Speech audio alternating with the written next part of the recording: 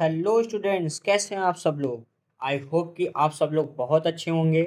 और आपने last video में एलसीएम और एचसीएफ को समझा था, और अब उसी को हम कंटिन्यू करते हुए अब हमारा जो नया टॉपिक है, ये टॉपिक तो नहीं है, एनसीईआरटी में इसका ज़्यादा जिक्र नहीं है, बट इसका हमें कभी कभी क्वेश्चन देखने को बोर्ड में मिल जाता है।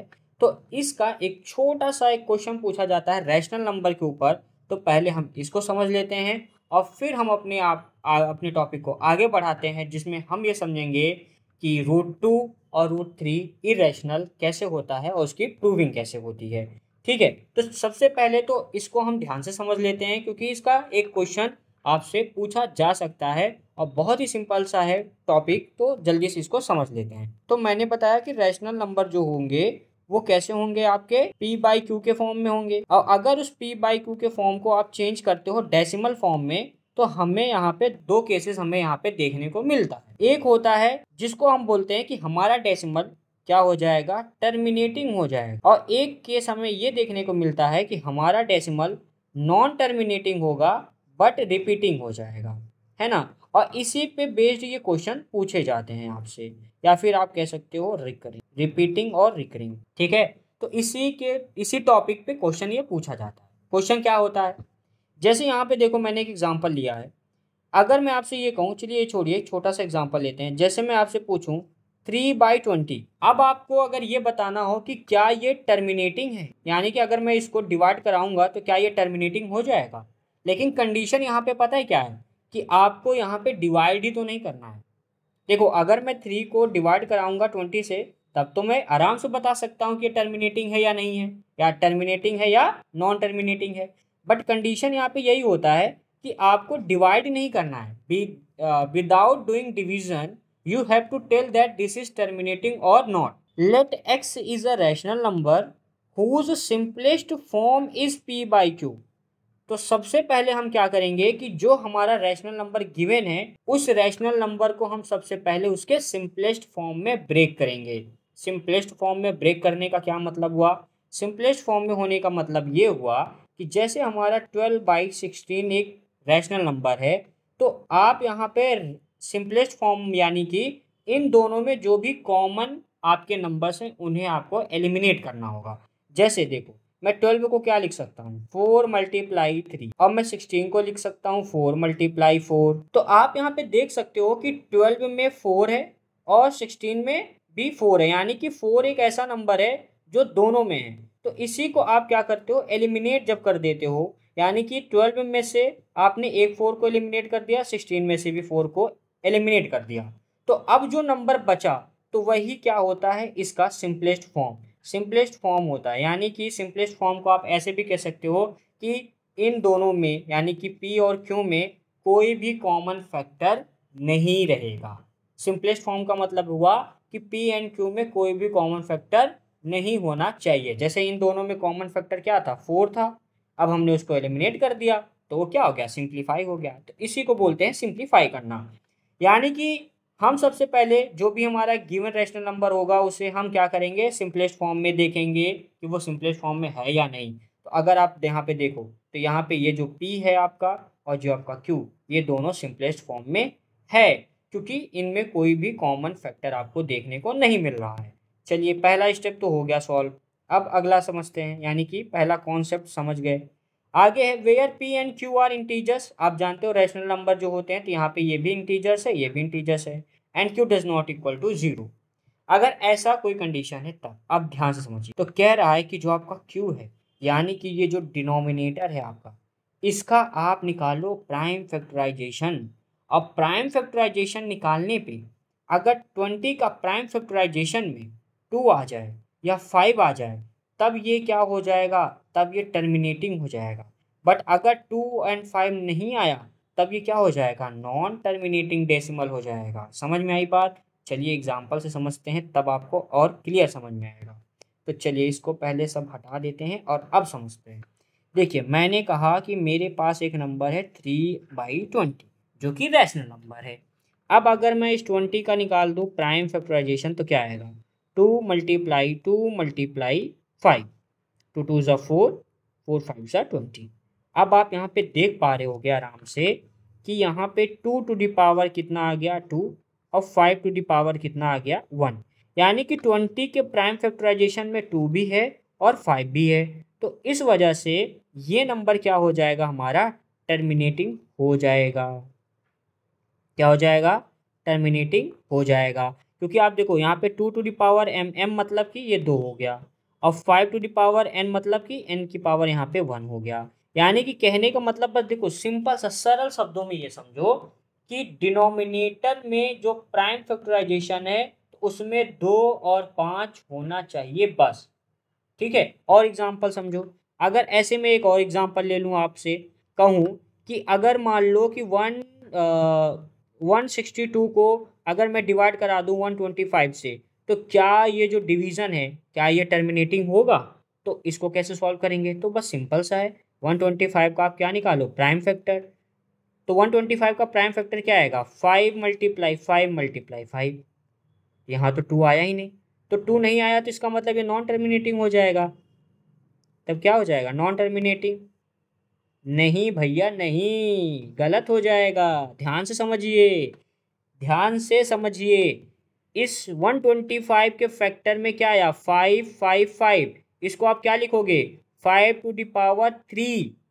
ठीक है, बट आप यहाँ पे ये भी तो लिख सकते हो 2 टू द पावर 0, लिख सकते हो कि नहीं, 2 to the power 0, 5 to the power 3। तो यहाँ पे ये जो हमें देखने को मिल रहा है वो यही चीज़ तो यहाँ पे लिखा हुआ है ना। यानी कि यहाँ पे देखो 2 टू द पावर m और 5 टू द पावर m के फॉर्म में ही तो ये दिख रहा है। बस यहाँ पे m की वैल्यू क्या हो जाएगा, 0 हो जाएगा, और n की वैल्यू क्या हो जाएगा, 3 हो जाएगा। यानी कि ये आपका नॉन टर्मिनेटिंग नहीं बल्कि क्या है, टर्मिनेटिंग है। ठीक है, ऐसे एक और एग्जांपल समझो।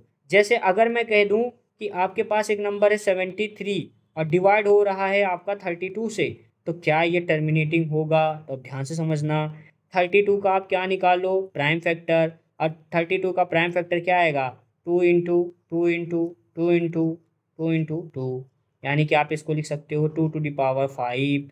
अब यहाँ पे देखो इसमें 5 तो है ही नहीं, तो हम 5 को क्या लिख सकते हैं, 5 टू द पावर 0 लिख सकते हैं ना। यानी कि ये इसको हमने इस फॉर्म में ही तो लिख दिया, तो इसका मतलब ये भी क्या हो जाएगा आपका, टर्मिनेटिंग हो जाएगा।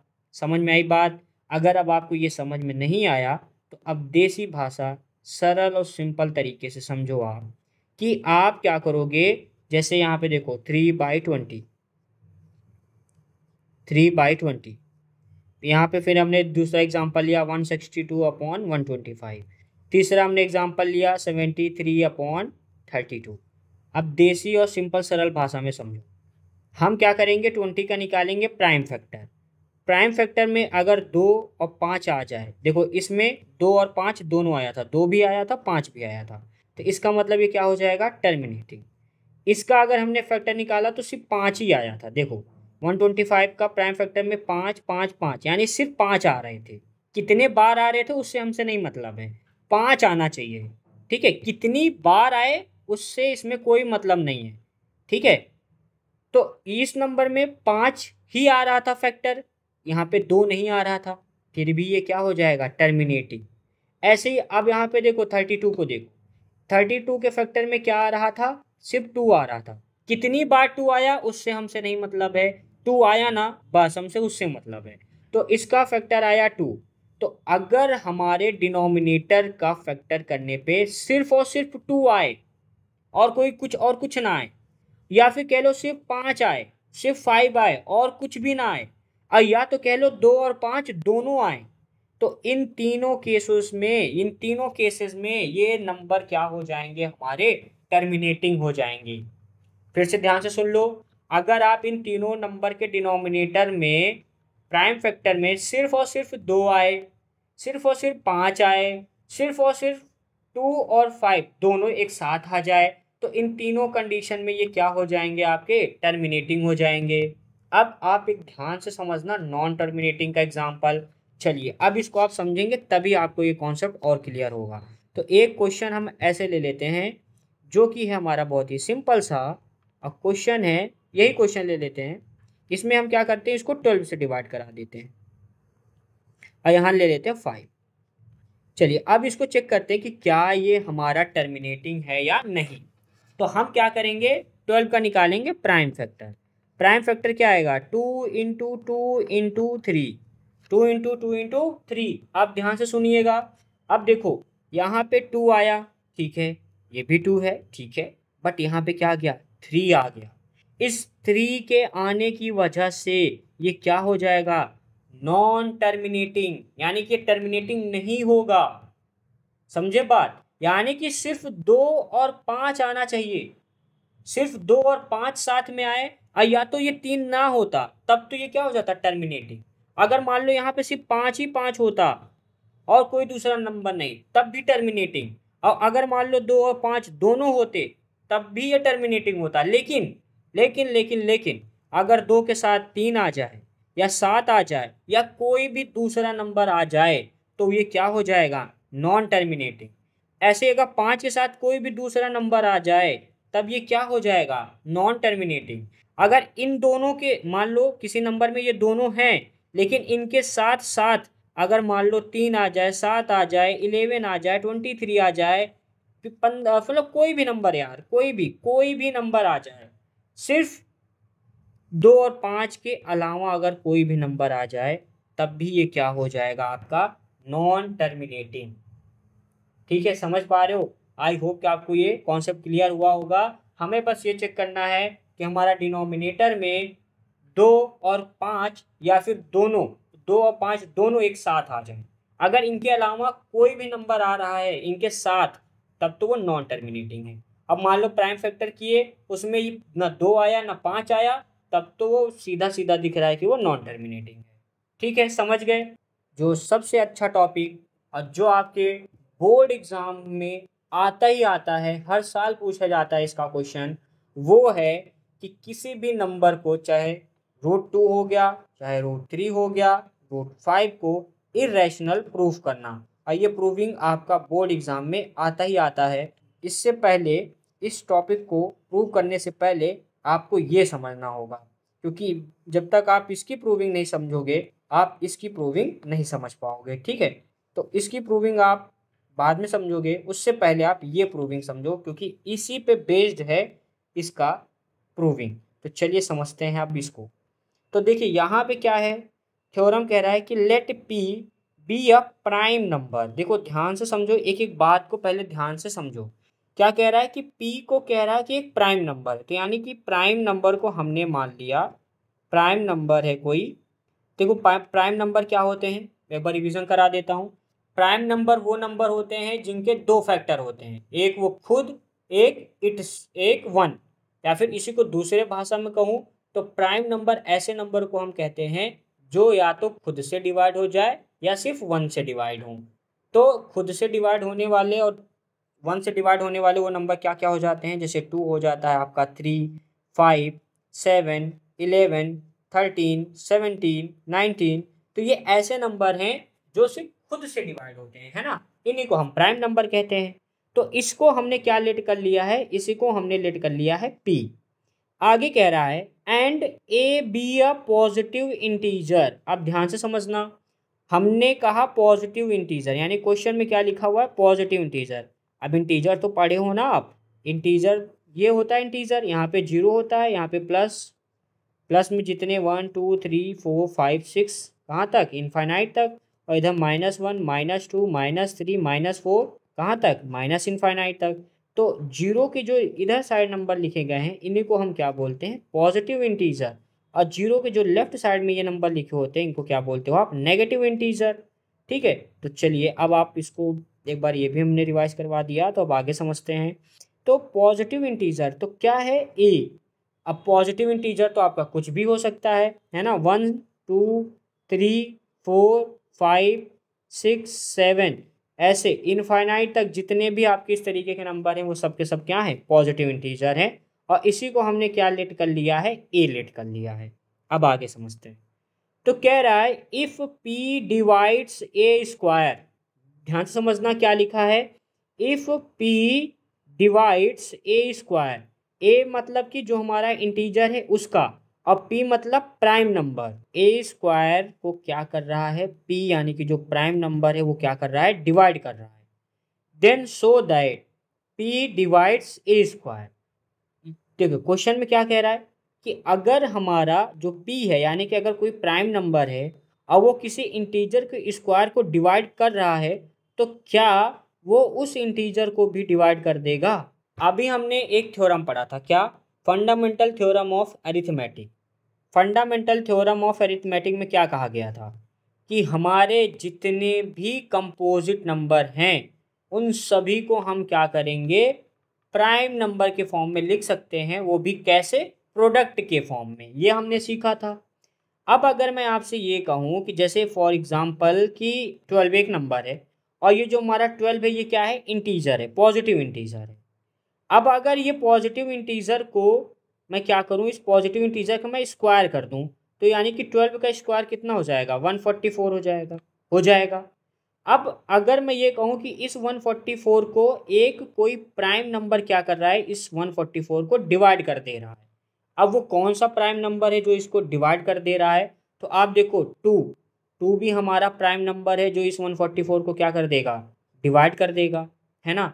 ऐसे ही हमारा जो 3 है, 3 भी हमारा एक ऐसा प्राइम नंबर है जो इस क्या करेगा, जो इस 144 को क्या कर देगा, डिवाइड कर देगा। तो यानी कि 2 और 3 ये हमारे दो ऐसे प्राइम नंबर हैं जो इस 144 को क्या कर देंगे, डिवाइड कर देंगे। तो अगर यहाँ पे अगर मैं 3 को ले लूँ, मान लो कि अगर 144 को मैं क्या करूँ, 3 से क्या कर दे रहा हूँ, डिवाइड कर ले रहा हूँ, तो कितना हो जाएगा, 3 4 जा 12, 2 कैरी जाएगा, तो 3 8 जा कितना हो जाएगा आपका 24। यानी कि 3 से मैं 144 को डिवाइड करूँगा तो रिजल्ट आएगा 48। ठीक है। अब ध्यान से समझना, यहाँ पे देखो ए स्क्वायर, ए यानी कि जो हमने इंटीजर माना था, तो इंटीजर हमने क्या माना था, 12 को, और 12 का हमने क्या कराया, ए स्क्वायर, यानी कि ये 144, और ए स्क्वायर को किसने डिवाइड कर दिया, पी ने, यानी कि प्राइम नंबर ने। तो देखो इस 144 को किसने डिवाइड कर दिया, 3, 3 क्या है, प्राइम नंबर है, और ये 144 क्या है, ए स्क्वायर है। अब अगर यहाँ पे कह रहा है कि अगर ए स्क्वायर को पी डिवाइड कर दे रहा है तो क्या ए को भी पी डिवाइड कर देगा। तो क्या इसका जो ए स्क्वायर का जो इंटीजर हमने माना था जो कि 12 है, क्या इस 12 को 3 डिवाइड कर देगा। तो हाँ भाई यहाँ पे बिल्कुल कर देगा। तो ये है इस थ्योरम का प्रूविंग, बस यही प्रूफ करना है हमें। ठीक है, तो ये तो मैंने आपको एग्जाम्पल और नंबर के फॉर्म में हमने समझाया। अब इसी को हम प्रूविंग के फॉर्म में समझते हैं कि कैसे करेंगे। तो पहले तो आप ये बताओ कि आपको ये क्लियर हुआ, क्या आपको ये समझ में आया, क्योंकि अगर आप ये समझ गए तो अब आप इसका थ्योरम के फॉर्म में भी समझ लेंगे। उसमें बस आपको क्या करना है, प्रूविंग कर देना है। तो चलिए अब इसको थ्योरम के फॉर्म में प्रूव करते हैं। तो देखिए हम क्या करेंगे, सबसे पहले तो लेट कर लेंगे। क्या लेट कर लेंगे हम, लेट पी, क्योंकि यहाँ पे इसने गिवन ही है ये क्वेश्चन में, तो इसी को हम लिख लेते हैं, let P be a prime number and A be a positive integer. ठीक है। अब यहाँ पे ये जो पॉजिटिव इंटीजर वो इस तरीके से है, सच दैट, इस तरीके से है सच दैट कि ये जो p है ये क्या करेगा, p डिवाइड कर देगा, p डिवाइड्स ए स्क्वायर।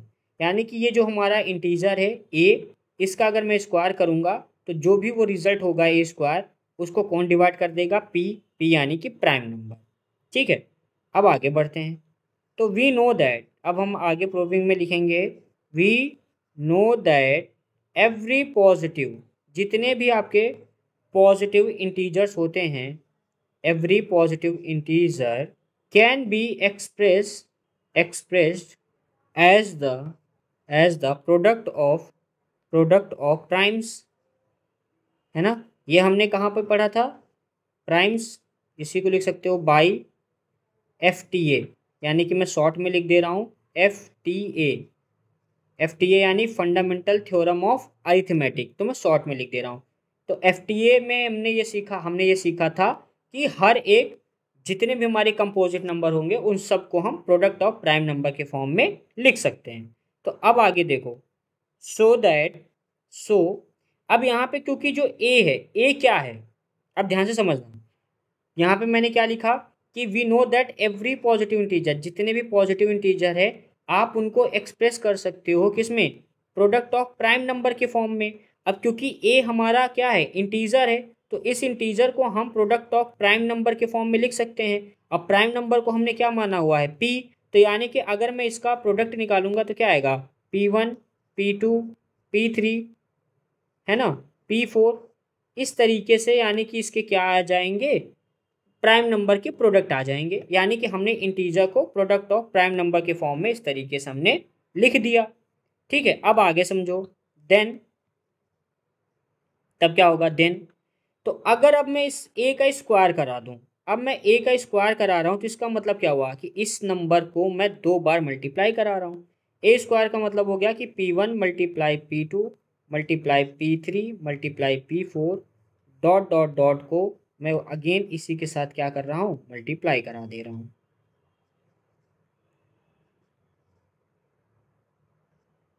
ठीक है, देखो बात समझो, इसी चीज़ को नंबर में समझ लो, नहीं तो कंफ्यूज हो जाओगे।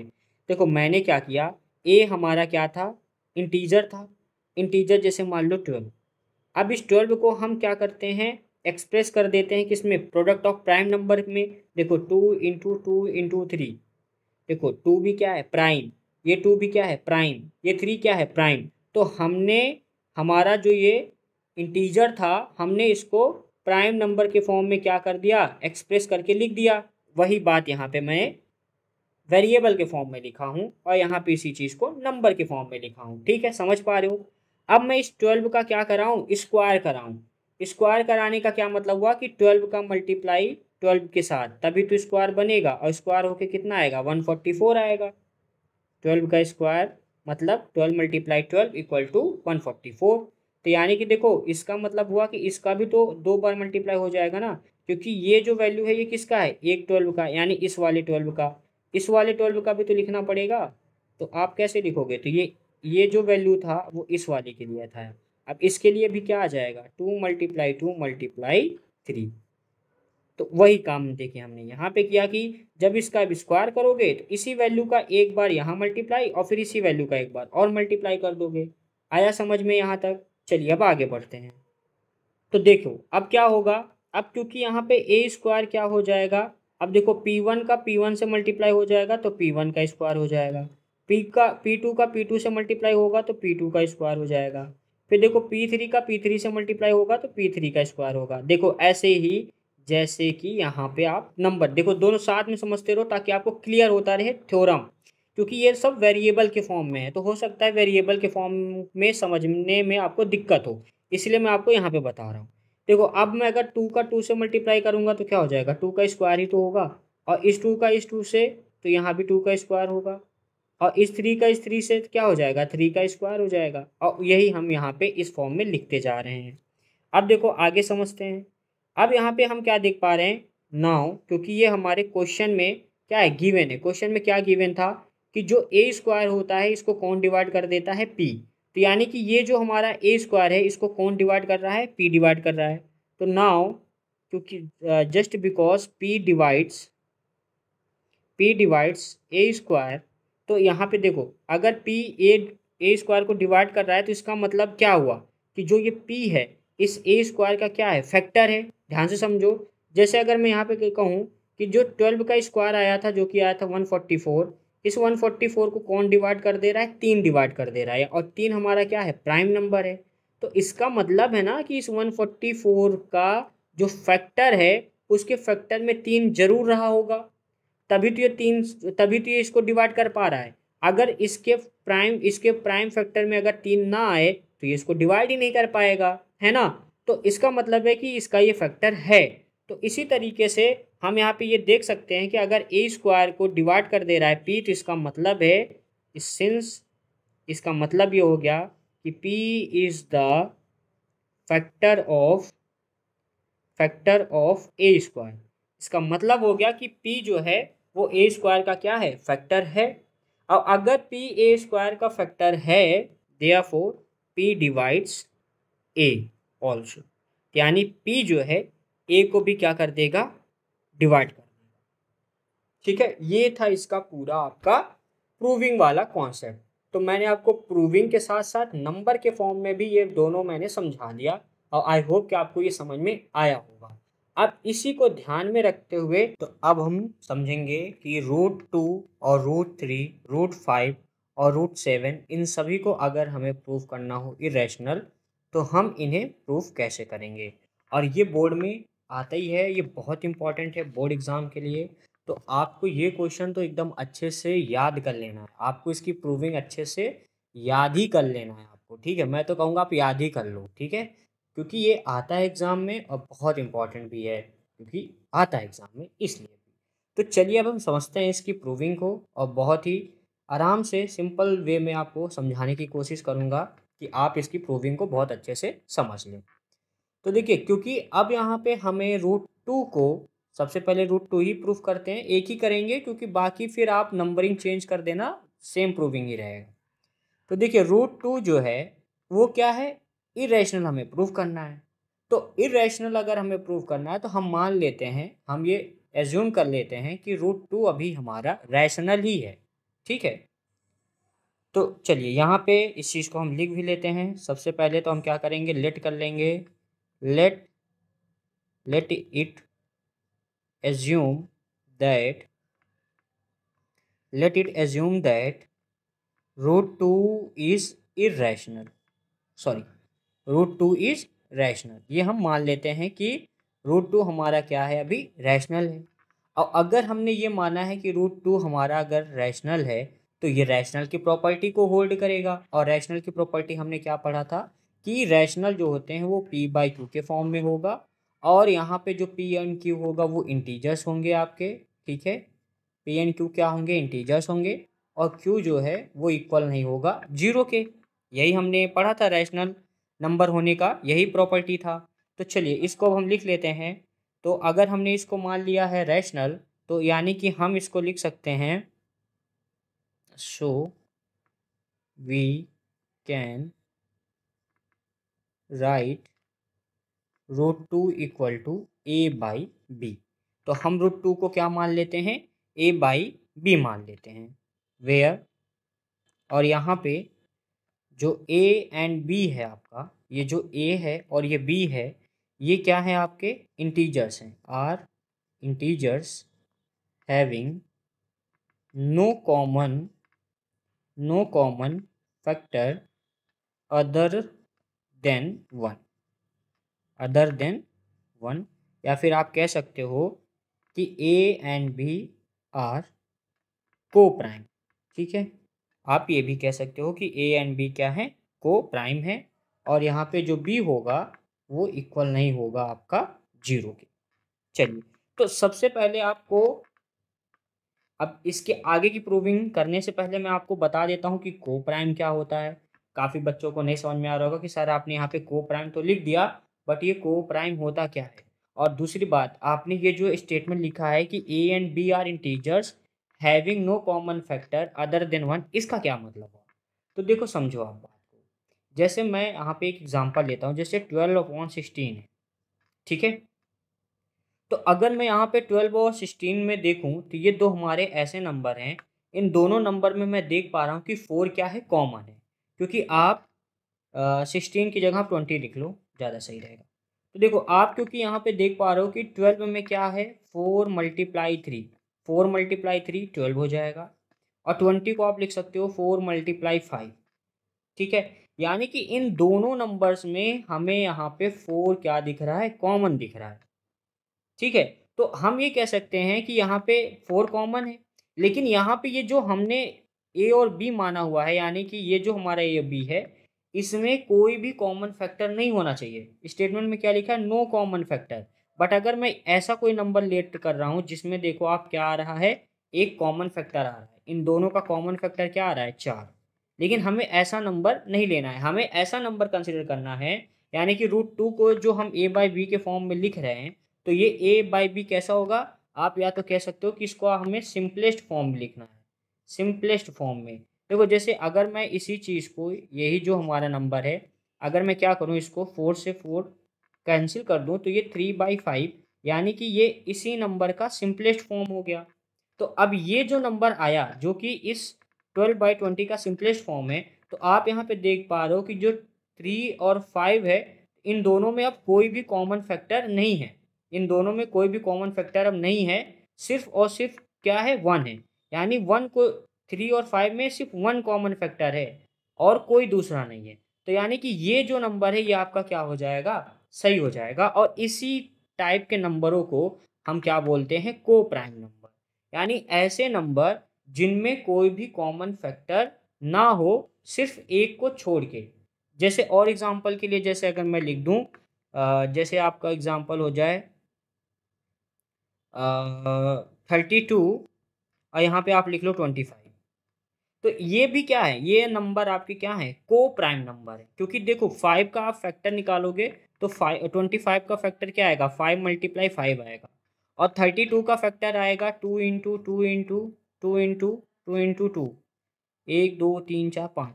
तो आप देख पा रहे हो कि यहाँ पे 25 में 5 आया और 32 में 5 बार आपके 2 आ गए। लेकिन इन दोनों में अगर आप देखो तो क्या है, क्या ये कॉमन फैक्टर हो रहा है, क्या 5 यहाँ पे है, नहीं, और क्या 2 इसमें है, नहीं।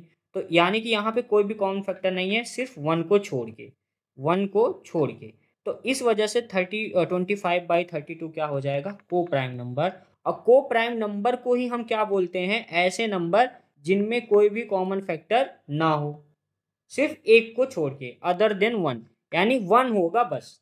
आया समझ में। तो को प्राइम और नो कॉमन फैक्टर दोनों एक ही बात है। या तो आप उसको शॉर्टकट में या शॉर्ट फॉर्म में जब आप पढ़ोगे तो को प्राइम बोल दोगे, या तो आप उसका पूरा स्टेटमेंट ही लिख दो कि A and B are integers having no common factor other than 1। ठीक है, आई होप कि आपको ये क्लियर हो गया होगा। और को प्राइम क्या होगा, ऐसा नंबर जिसमें कोई भी कॉमन फैक्टर ना आए। ठीक है, तो चलिए अब आगे बढ़ते हैं। और देखो यही चीज़ को आपको ध्यान में रखना है, क्योंकि यही चीज़ अभी आगे जब हम इसकी प्रूविंग करेंगे तो यही चीज़ आपका क्या हो जाएगा, आगे चल के कॉन्ट्राडिक्ट हो जाएगा। यानी कि जो ये मैंने स्टेटमेंट मान के रखा हुआ है कि ए और बी में कोई भी कॉमन फैक्टर नहीं होना चाहिए, अभी आगे जब प्रूव करेंगे तो उसमें ये होगा कि ए और बी का कॉमन फैक्टर आ जाएगा। और उसी के आ जाने की वजह से ये क्या हो जाता है, इरेशनल हो जाएगा। ठीक है, तो ये बहुत इंपॉर्टेंट स्टेटमेंट है। ऐसा नहीं है कि ये मैंने ऐसे ही बस लिख दिया है इंटरटेनमेंट के लिए या मनोरंजन के लिए, नहीं, ये बहुत इंपॉर्टेंट है। यही आपका मेन स्टेटमेंट ही है इस पूरे प्रूविंग का। और इसी स्टेटमेंट को हमें क्या करना है, रॉन्ग प्रूफ करके दिखाना। यानी माना भी मैंने ही है, हमने ही इसे माना है कि हम इसको ऐसा मान लेते हैं, और जब हम इसको प्रूफ करेंगे तो हम अपने ही बात को क्या करेंगे, गलत प्रूफ करके दिखाना। यानी इस प्रूविंग में आपने जो माना है, आपको अपना ही बात को क्या करना है, गलत प्रूफ करके दिखाना है। समझ में आई बात। तो चलिए अब इसको आगे का प्रूफ करते हैं। अब आगे क्या हो, ओके। तो अब ये क्योंकि हमने यहाँ पे माना था कि √2 हमारा क्या हो जाएगा, a/b के फॉर्म में हो जाएगा, क्योंकि ये हमने रैशनल माना हुआ है। तो अब इसी को हम लेके सॉल्व करेंगे। तो अब हम क्या करेंगे कि ये जो हमारा √2 = a/b है, अब हम क्या कराएंगे, इसके दोनों तरफ हम क्या करा देंगे, स्क्वायर करा देंगे। तो हम यहाँ पे दोनों साइड क्या करा देंगे, square, square on both side. ठीक है, दोनों तरफ आप क्या करा दो, स्क्वायर। तो √2 तो यहाँ पे हो जाएगा आपका √2 और यहाँ पे हो जाएगा a/b। तो इन दोनों को हम क्या कराएंगे, दोनों तरफ स्क्वायर करा देंगे। ठीक है, अब जब स्क्वायर कराएंगे तो कैसे होगा, तो √2 का स्क्वायर हो जाएगा 2, a का स्क्वायर हो जाएगा a, और b का स्क्वायर हो जाएगा b²। और जब ये यहाँ पे आएगा, यानी कि ये b² को आप इस तरफ इस साइड ले आओगे तो ये हो जाएगा 2b² = a²। ओके, और अब यहाँ पे आपको ध्यान देना है, ये वाला स्टेटमेंट अब आपको ध्यान देना है यहाँ पे। अब देखो लास्ट वाला, यानी कि जब हमने इसको समझा था तो हमने क्या समझा था कि अगर कोई इंटीजर का स्क्वायर, अगर इफ़ एनी इंटीजर का स्क्वायर किसी प्राइम नंबर से डिवाइड हो जाएगा तो वो प्राइम नंबर उस इंटीजर को भी क्या करेगा, डिवाइड करेगा। यही हमने सीखा था और वही का अब यहाँ पे यूज़ होगा। अब यहाँ पे हम क्या देख पा रहे हैं कि जो आपका 2 है ये क्या है, प्राइम नंबर है ना। और जो ए और बी क्या था, ए और बी हमने यहाँ पे क्या माना हुआ है, इंटीजर्स माना हुआ है। ए और बी ये दोनों क्या है, इंटीजर्स हैं। तो अगर यहाँ पे b² 2b² इक्वल हो रहा है 2a² के, तो इसका मतलब ये हुआ ना कि ये जो आपका 2 है ये इस a² को क्या कर देगा, डिवाइड कर देगा, क्योंकि ये क्या है, प्राइम नंबर है। है ना। तो इसी वजह से अब हम यहाँ पे लिख सकते हैं, तो it implies that two divides A square. और अगर टू जो है ए स्क्वायर को डिवाइड कर रहा है, तो ये अभी हमने थ्योरम पढ़ा ही था, तो इसका मतलब ये हो जाएगा कि टू डिवाइड्स ए। तो टू जो है वो ए को भी क्या कर देगा, डिवाइड कर देगा। अब आगे का समझते हैं, यहाँ तक आया आपको समझ में? ठीक है। अब देखिए यहाँ पे एक लाइन अब हमें लिखना है, उसको भी आप ध्यान से समझिए। देखिए अगर मैं यहाँ पे ये कह रहा हूँ कि जो टू है वो डिवाइड कर रहा है ए को, अब इसी बात को थोड़ा सा आप ऐसे समझो। अगर मैं ये कहूँ थ्री डिवाइड्स 12, ठीक है, जो 3 है वो 12 को क्या कर देगा, डिवाइड कर देगा। लेकिन कितने टाइम्स, यानी कितने टाइम्स जो है आप 3 को करोगे कि 12 आ जाए। यानी कि अगर मैं देखो 12 को डिवाइड कराऊंगा 3 से, तो 3 4 टाइम्स जाएगा ना, 4 टाइम्स में ये 12 को क्या करेगा, डिवाइड कर देगा। यानी कि अगर मैं 3 को 4 से मल्टीप्लाई कराऊंगा तब वो इक्वल हो जाएगा 12 के। यानी कि ये जो 12 है, ये 12 जो है ये डिवाइड तो हो जाएगा 3 से, बट कितने टाइम, तो यहाँ पे कुछ मल्टीप्लाई आएगा ना, कुछ मल्टीप्लाई आएगा। तो यही बात को अब हम यहाँ पे अगर समझें, तो देखो हमने लिखा है टू डिवाइड्स ए, या फिर आप यहाँ पे देखो टू डिवाइड्स ए स्क्वायर। तो अगर यहाँ पे टू जो है वो डिवाइड कर रहा है ए को, तो कितने टाइम्स, यानी टू में आप कितने टाइम्स मल्टीप्लाई करा दो कि वो ए जो है आपका क्या हो जाए, डिवाइड हो जाए। समझ पा रहे हो? देखो ऐसे इसको मैं क्या लिख सकता हूँ, आप इसको ऐसे लिख सकते हो ना कि देखो भाई ए को डिवाइड कराना है, किससे डिवाइड कराना है, टू से। तो जब आप टू से ए को डिवाइड कराओगे तो यहाँ पे कुछ क्वेश्चन आएगा ना, तो कितना आएगा, तो वो तो हमें नहीं पता, क्योंकि यहाँ पे ये वेरिएबल है। तो इसलिए हम क्वेश्चन को भी यहाँ पे क्या ले लेंगे, वेरिएबल ले लेंगे। तो हम मान लेते हैं सी टाइम्स, हम ये मान लेते हैं कि टू को मैं सी टाइम्स जब डिवाइड, टू को जब मैं सी टाइम्स करूंगा, तो यहाँ पे ये जो ए है ये क्या हो जाएगा, कंप्लीट डिवाइड हो जाएगा। समझिए बात। तो इसी बात को अब हम क्या लिखते हैं, तो इसी बात को हम लिखेंगे, तो यहाँ पे अब हो जाएगा, अब हम लेट कर लेंगे कि देखो टू डिवाइड्स ए, तो अब हम मान लेंगे सिंस, लेट कर लेंगे, लेट टू सी इक्वल हो जाएगा आपका ए के। ठीक है, देखो मैंने यहाँ पे अभी आपको ये चीज़ समझाया कि यहाँ पे ये टू सी हमने इक्वल ए को कैसे किया, हमने इसलिए किया क्योंकि अगर टू डिवाइड कर रहा है ए को, तो कितने टाइम से डिवाइड करेगा, यानी कुछ तो मल्टीप्लाई होगा ना टू में, तभी तो ए की इक्वल जाएगा। तो उसी को हमने क्या मान लिया है, सी, क्योंकि ये वेरिएबल है तो हमने इसको क्या मान लिया, सी मान लिया। अब आपको यहाँ से आगे जो ये इक्वेशन बना, अब इसी इक्वेशन को आपको इस वाले इक्वेशन में क्या कर देना है, पुट कर देना है। सॉरी इसमें नहीं, सॉरी इसमें नहीं, ये जो हमने इक्वेशन 1 माना हुआ है इसमें पुट कर देना है। तो put two C equal to A in equation 1। तो अब यहाँ पे देखो इक्वेशन 1 में क्या है, इक्वेशन 1 में है two b square equal to a square, यही है ना, यही है इक्वेशन। अब क्योंकि ए की वैल्यू को हमने क्या ए की वैल्यू किसके इक्वल है, ए की वैल्यू इक्वल है टू सी के, तो इस ए की जगह पे हम क्या लिख देंगे, अब टू सी लिख देंगे। तो देखो टू बी स्क्वायर इक्वल हो जाएगा टू सी का होल स्क्वायर, और यहाँ पे हो जाएगा two b square equal to 4c square. Two से आप इसको सिंप्लीफाई करा दोगे तो हो जाएगा b square equal to 2c square, या फिर आप लिख सकते हो 2c square equal to b square. अब यहाँ पे देखो यही सेम बात फिर से आ गया कि इसका मतलब देखो फिर क्या हो गया कि बी और सी आपका क्या था, इंटीजर था, और टू आपका क्या है, प्राइम नंबर है। तो अगर यहाँ पे ये जो टू है ये आपके इस बी स्क्वायर को अगर क्या कर रहा है, डिवाइड कर रहा है, तो इसका मतलब हो जाएगा, तो it implies that two divides b square, since sorry therefore two divides b. और जैसे ही आपने ये लाइन लिखा, आपने अपने ही बात को क्या प्रूफ कर दिया, रॉन्ग प्रूफ कर दिया। अब समझिए, देखिए हमने यहाँ पे क्या माना हुआ था कि जो हमारा ए एंड बी है वो इंटीजर होगा, और उस इंटीजर का कोई भी कॉमन फैक्टर नहीं होगा, यानी कि ए और बी किसी दूसरे नंबर से डिवाइड नहीं होंगे, यानी उन दोनों के बीच में कोई भी कॉमन फैक्टर नहीं होगा। लेकिन आप यहाँ पे देख पा रहे हो कि ए जो है, ए भी डिवाइड हो जा रहा है किससे, ए डिवाइड यहाँ पे हो जा रहा है आपका, ए डिवाइड हो जा रहा है 2 से, और यहाँ पे बी डिवाइड हो जा रहा है 2 से। इसका मतलब है कि ए का और बी का, इन दोनों नंबर का, यानी इस ए का और बी का, इन दोनों का एक कॉमन फैक्टर आ गया, और वो कॉमन फैक्टर क्या आया, 2। तो हमने अपनी बात को क्या कर दिया, रॉन्ग प्रूफ कर दिया, क्योंकि हमने तो ये माना था कि कोई भी कॉमन फैक्टर नहीं होना चाहिए, बट हमने ये प्रूफ कर दिया कि ए और बी इन दोनों का जो कॉमन फैक्टर है वो क्या है, 2 है। तो बस इसी वजह से, क्योंकि अब हमने अपने बात को क्या कर दिया, रॉन्ग प्रूफ कर दिया, तो अब हम अगले लाइन में लिखेंगे। तो अब यहाँ पे स्पेस नहीं है, तो चलो हम इसको नीचे सॉल्व कर देते हैं।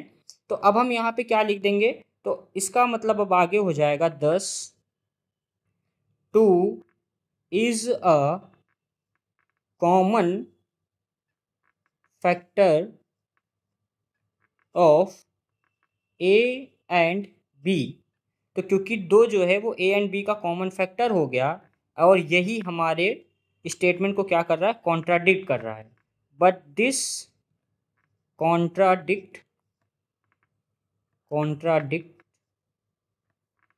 The fact that A and B have no common factor other than 1, है ना। और ये हमारे इस स्टेटमेंट को क्या कर दिया, कॉन्ट्राडिक्ट कर दिया, क्योंकि स्टेटमेंट तो था कि ए और बी का कोई कॉमन फैक्टर नहीं होना चाहिए, और यहाँ पे तो 2 क्या आ गया, कॉमन फैक्टर आ गया। तो इस वजह से द कॉन्ट्राडिक्शन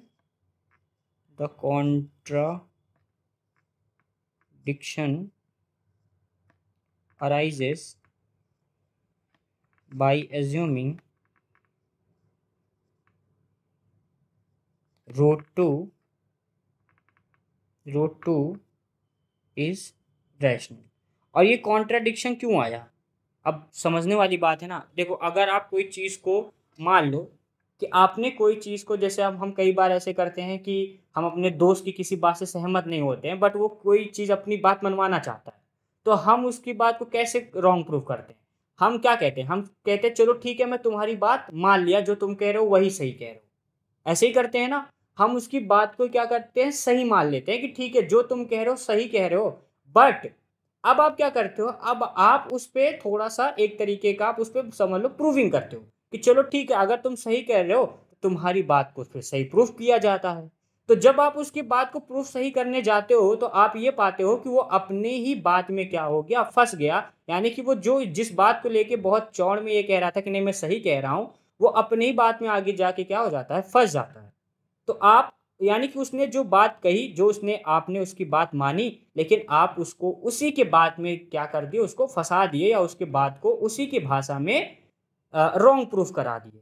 तो ये रॉन्ग प्रूफ क्यों हुआ, क्योंकि वो जो बोल रहा था वो गलत बोल रहा था।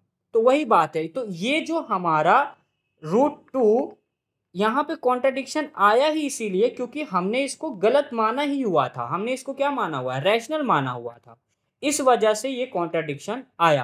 तो हम यहाँ पे अब अगला लाइन लिख देंगे, hence √2 is irrational, √2 is irrational, और ये आपका प्रूफ हो गया। ठीक है, आपको आया समझ में, इतना ही आपको करना है। समझने के लिए यहाँ पे 2-3 स्टेप है जहाँ पे मेन आपको दिमाग लगाना है, और बाकी का जो ये थ्योरम है, जो स्टेटमेंट्स है, ये आपको रट लेना है। देखो, सबसे पहले एक बार मैं और आपको ऐसे ही रिवीजन करा देता हूँ जल्दी से। तो देखिए, सबसे पहले आपको क्या करना है, आपको सबसे पहले √2 को रैशनल मान लेना। रैशनल मान लेने के बाद हम √2 को a/b के फॉर्म में लिख सकेंगे। और अब हम क्या करेंगे, ये जो a/b है, क्योंकि ये अब हमारा इंटीजर होगा, क्योंकि रैशनल नंबर हमने यही पढ़ा है ना, रैशनल नंबर क्या होता है, रैशनल नंबर को हम a/b के फॉर्म में लिखते हैं, जिसमें से a और b क्या होता है, इंटीजर होता है। तो यहाँ पे a और b क्या होगा, इंटीजर होगा, और उसका कोई भी कॉमन फैक्टर नहीं होगा अदर देन 1 के, और इसी को हम क्या बोलते हैं, को प्राइम बोलते हैं। तो ये भी मैंने आपको समझा दिया कि को प्राइम क्या होता है। फिर हम क्या करेंगे, इस जो √2 को जो हमने a/b माना हुआ है, इसको फिर हम क्या कराएंगे, दोनों तरफ स्क्वायर करा देंगे। और स्क्वायर करा देने के बाद हमें ये इक्वेशन मिलेगा। और ये इक्वेशन हमने जो पिछला थ्योरम पढ़ा था वहाँ से हमने ये पढ़ा था कि अगर कोई प्राइम नंबर किसी इंटीजर के स्क्वायर का डिवाइड करता है तो वो इसका मतलब वो इस इंटीजर को भी डिवाइड करेगा। और उसी थ्योरम का यूज़ करके हमने यहाँ पे ये दोनों लाइन को हमने लिख दिया। ठीक है, अब हमने यहाँ पे लेट कर लिया 2c इक्वल टू ए। और ये 2c इक्वल टू ए कैसे हुआ? तो क्योंकि यहाँ पे जो 2 है वो इस a को क्या कर रहा है, डिवाइड कर रहा है। तो कितने टाइम्स डिवाइड करेगा, है ना। जैसे मैंने बताया था ना कि अगर 12 को आप डिवाइड कह रहा हूँ कि 3 से डिवाइड हो जाएगा तो कितने टाइम्स डिवाइड हो रहा है, यानी 4 टाइम्स। यानी कि जब 3 में आप 4 का मल्टीप्लाई कराओगे तभी तो 12 आएगा, है ना। तो इसीलिए हम क्या कर रहे हैं, यहाँ पे 2 में c का मल्टीप्लाई करा रहे हैं और तब वो इक्वल हो जाएगा किसके, a के। तो वो इक्वल हो जाएगा a के। और ये वाली जो वैल्यू है ये हम इस अपने पहले वाले इक्वेशन में क्या करेंगे, पुट कर देंगे। तो पहला वाला जो इक्वेशन हमारा ये था, इसमें हमने क्या किया, इस 2c को जो कि a की वैल्यू है उसकी जगह पे यहाँ पे हमने पुट कर दिया। और इसको जब हमने सॉल्व किया तो वापस से हमें ये वाला इक्वेशन मिला। और इस इक्वेशन को हमने वापस से वही पिछला वाला थ्योरम अप्लाई किया और हमें पता चला कि 2 डिवाइड्स b स्क्वायर और 2 डिवाइड्स b। तो अब यहाँ से हमें ये मिल गया कि यहाँ पे a को कौन डिवाइड कर रहा है, 2, b को भी कौन डिवाइड कर रहा है, 2। इसका मतलब है कि जो 2 है वो कॉमन फैक्टर है किसका, a एंड b का। बट हमने जो स्टेटमेंट माना था उसमें क्या माना था कि a और b का कोई भी कॉमन फैक्टर नहीं होना चाहिए। तो हमने अपने ही बात को क्या कर दिया, रॉन्ग प्रूफ कर दिया। और जब हमने अपने ही बात को रॉन्ग प्रूफ किया तो ये बात रॉन्ग हुआ ही इसलिए क्योंकि हमने माना ही गलत था, हमने इसको माना ही गलत था। तो इसका मतलब ये हो गया कि √2 हमारा क्या हो गया, इर्रेशनल। ठीक है, आई होप कि आपको ये समझ में आया होगा। और इसी तरीके से अब आपके जो और भी क्वेश्चंस होंगे जैसे कि √3 हो गया, √5 हो गया, √7 हो गया, तो इसमें आपको बस क्या करना है कि रूट जैसे 2 है उसकी जगह पे √3 लिख दो। जहाँ जहाँ 2 जैसे आएगा उसको आप 3 में कन्वर्ट करते जाओ, बस सॉल्व करते जाओ, बाकी सारी चीज़ें सेम ही रहेंगी। ठीक है, और आपका इस साल जो बोर्ड एग्ज़ाम हुआ था इस बार आपसे √5 का जो है प्रूविंग पूछा गया था बोर्ड एग्ज़ाम में। तो आप जो है √2, √3, √5, √7 इन सभी का आप प्रूविंग तैयार कर लो। और ये बहुत सिंपल भी है और एग्ज़ाम में आना ही आना है, फिक्स है, हर साल आता है। तो इस वजह से आप इसको अगर तैयार कर लोगे तो आपका 2 से 3 नंबर आपका बोर्ड एग्ज़ाम के लिए तो एकदम तैयार हो जाएगा। ठीक है, और इसी ये तो अब नेक्स्ट क्वेश्चन देखते हैं जो कि कुछ इस टाइप से पूछा जाता है बोर्ड एग्ज़ाम में, और ये भी लगभग वैसा ही है जिसकी भी प्रूविंग। तो इसमें हमें बताना है कि जो 7 - 3√5 है क्या ये इरेशनल होगा। गिवन है कि यहाँ पे जो √5 है, इस क्वेश्चन में जो √5 गिवन है वो क्या है, वो इरेशनल है, ये क्वेश्चन में गिवन है। तो चलिए अब इसको सॉल्व करते हैं और समझते हैं। तो देखिए सबसे पहले तो हम क्या करेंगे, लेट करेंगे। तो हम लेट कर लेते हैं कि let us assume that 7 - 3√5 is rational. अब अगर ये रैशनल है तो इसका मतलब होगा कि यहाँ पे अगर इसका मतलब यहाँ पे जो होगा सिंस देयरफॉर 7 - 3√5 ये इक्वल हो जाएगा a बाई बी के, where a and b exist as coprime, जहाँ पे हमारा a और b क्या होगा, को प्राइम होगा। सो नाउ अब हम क्या करेंगे, 7 - 3√5 जो कि इक्वल है a बाई बी के। अब ये 7 को आप इस साइड ले जाओगे तो क्या हो जाएगा, -3√5 equal to a by b -7, और -3√5 इक्वल हो जाएगा, ये सॉल्व कर लेंगे तो क्या हो जाएगा, a - 7b डिवाइडेड बाई, और यहाँ पे देखो क्या है, √5, और ये इधर आएगा तो इधर यहाँ पे मल्टीप्लाई में है, इस साइड आएगा तो डिवाइड में हो जाएगा। तो a - 7b और ये डिवाइड में हो जाएगा -3b। ठीक है, तो अब यहाँ पे हम कह सकते हैं कि √5 इक्वल टू, अब क्योंकि यहाँ पे माइनस साइन है तो इसको आप चेंज करके लिख सकते हो 7b - a divided by 3b। Okay, अब यहाँ पे हम क्या देख पा रहे हैं, अब हम यहाँ पे ये देख पा रहे हैं कि ये जो हमारा 7b - a अपॉन 3b है, तो क्योंकि a और b ये दोनों हमारा क्या है, इंटीजर है और ये हमारा इंटीजर है, तो इसका मतलब कि ये पूरा नंबर हमारा क्या हो गया, इंटीजर हो गया। अगर ये पूरा इंटीजर हो गया तो √5 को भी इंटीजर होना चाहिए था, बट क्वेश्चन में तो गिवन ही है कि √5 हमारा क्या है, इर्रेशनल है। ठीक है, तो देखिए समझिए, तो अब अगला स्टेप कैसे हो जाएगा। अब आगे हम करेंगे since a and b are integers, since a and b are integers, so 7b minus a upon 3b is rational, तो ये रैशनल होगा। और अगर ये रैशनल होगा तो इसका मतलब है कि √5 को भी रैशनल होना चाहिए, बट यहाँ पे √5 तो गिवन है कि इर्रेशनल है, तो आप लिखो 10 √5 इज ऑल्सो रैशनल, तो √5 को भी रैशनल होना चाहिए था, बट यहाँ पे गिवन है कि √5 तो इर्रेशनल है, तो लिख लो but this contradict the fact that √5 is irrational. तो अब हम यहाँ पे लिख देंगे so our assumption is incorrect और रॉन्ग, तो हेंस हो जाएगा हमारा 7 minus 3√5 is irrational. I hope कि आपको ये वीडियो अच्छा लगा होगा और आपको ये सारी चीज़ें समझ में भी आई होंगी, जिसमें हमने आपको बहुत ही जितना इजी हो सका और जितना सिंपल तरीका हो सका आपको समझाने का मैंने कोशिश किया। तो अगर आपको ये समझ में आया होगा और अगर आपको वीडियो अच्छा लगा हो तो आप अपने दोस्तों को भी ये वीडियो शेयर करिए ताकि वो भी इसको अच्छे से समझ सकें।